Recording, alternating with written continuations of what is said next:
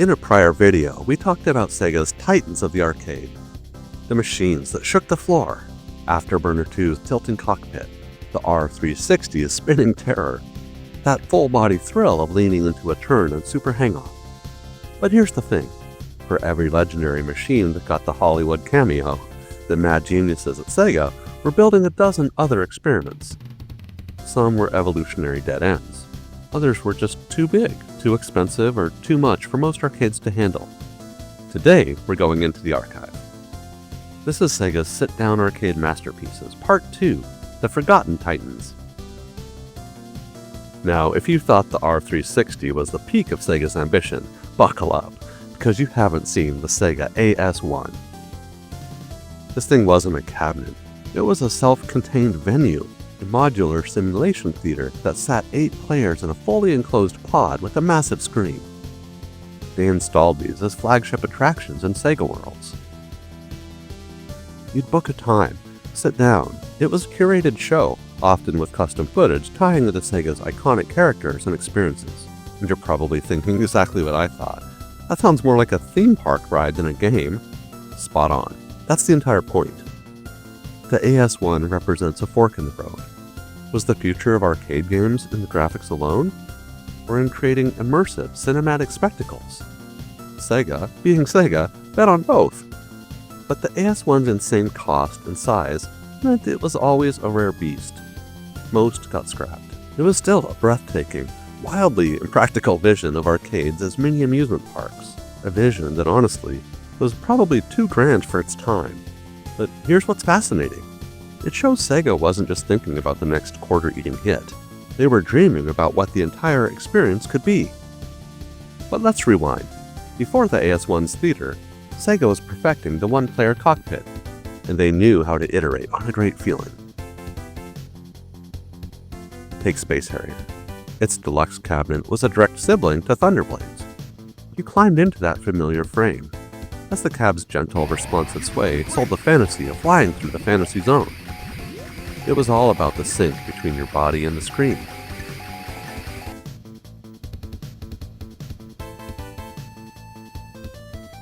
And then came Enduro Racer, Hang-On's dirt bike cousin. It looked similar, a full-scale bike without wheels. You leaned to turn, but then you'd approach a jump. And here's the genius part. To get air, you didn't press a button. You physically pulled back on the entire bike, yanking the handlebars toward your chest. That pullback jump, man, it felt intense. A full-body commitment. It created a mind-body connection that Hang-On just didn't quite have. This experience lived and died in the arcade. Pure Sega philosophy. Why simulate it on screen when you can almost do it for real? Daytona USA showed us the peak of linked racing, but Sega was building social arenas years before. They looked at hits and asked, how do we make this a party? Enter Power Drift. This wasn't realistic racing, it was roller coaster karting on insane winding tracks. The sit-down cab buckled and tilted with every turn. Now, link up to 4 of them, pure, joyful, competitive chaos. It was about sharing that roller coaster feeling, screaming as you all flew off the same ridiculous jump.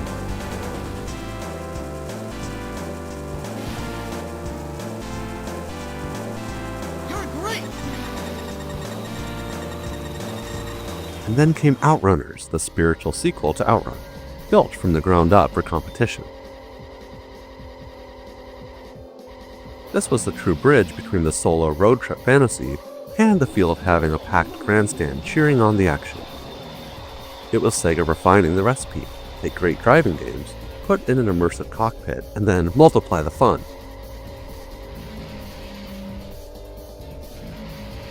Now we have to talk about the graphics revolution, the 90s, polygons. And Sega didn't just enter that race. They built a monster truck and smashed it through the gate. I'm talking about Virtua Racing DX cabinet. The DX cabinet was an absolute unit. It looked like a Formula 1 chassis. Had a massive panoramic monitor. The force feedback wheel was brutally strong. But the killer feature?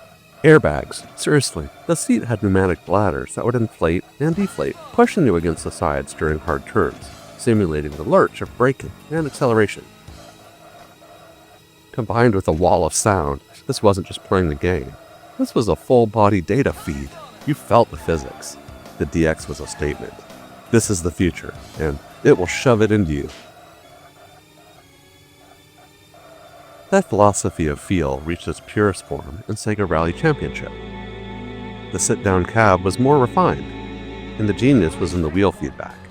Sega Rally was about dirt and gravel. The wheel communicated that texture, the slip, the fight for traction with uncanny precision. It sold the fantasy of controlled chaos, the ultimate translation of a game's feel into a physical sensation.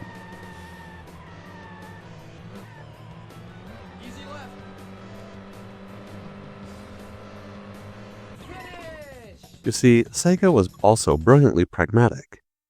When you have a masterpiece like the Galaxy Force 2 cabinet, you don't just retire it. You find new games to make it sing. Enter Rad Mobile. This early polygonal racer, with its hanging air freshener and little sonic pendant, had tracks full of sweeping, banked turns. Slap it into a Galaxy Force 2 hydraulic theater, those turns became full-body experiences.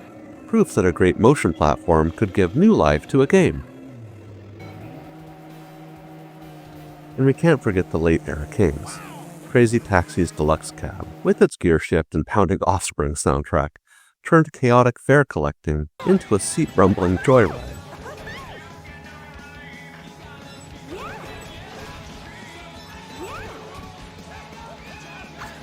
And Outrun 2 and its linked SPX deluxe cabinets.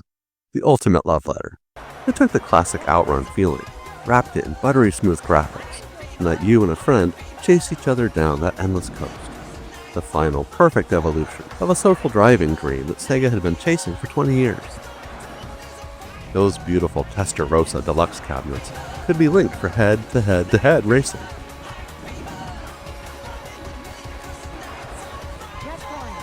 And I know, today you can play high-fidelity sims in VR with $1,000 rigs.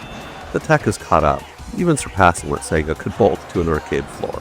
But what remains unique about these forgotten titans, the AS1, Enduro Racer, Virtua Racing DX, is their audacity. They were built for a world where drawing a crowd meant building a spectacle you couldn't get anywhere else. They were expensive, maintenance-heavy, and wildly impractical. And that's exactly why they were magical. But for those of us who were there, the memory isn't just a screenshot. It's the strain you feel in your shoulders when pulling back that dirt bike. It's the surprise of an airbag smashing you into a turn. It's the shared glance with a friend in the next cab over as you lined up on the starting line. Sega wasn't just selling games. They were selling physical stories you'd tell for years. And that's something no home console, no matter how powerful, could ever truly replicate. But that's just my take. What's yours? I want to hear those stories. Drop them in the comments below, and let's get a proper discussion going. If this retro tech spectacle hit the spot, then hitting that like button is the best way to let me know. If you're new here, welcome. We're all about these deep dives into gaming's most fascinating eras. Subscribe so you don't miss my next video. Alright my friends, this is the Retro Gaming Boss signing out. Thanks for watching, and I'll see you on the next one.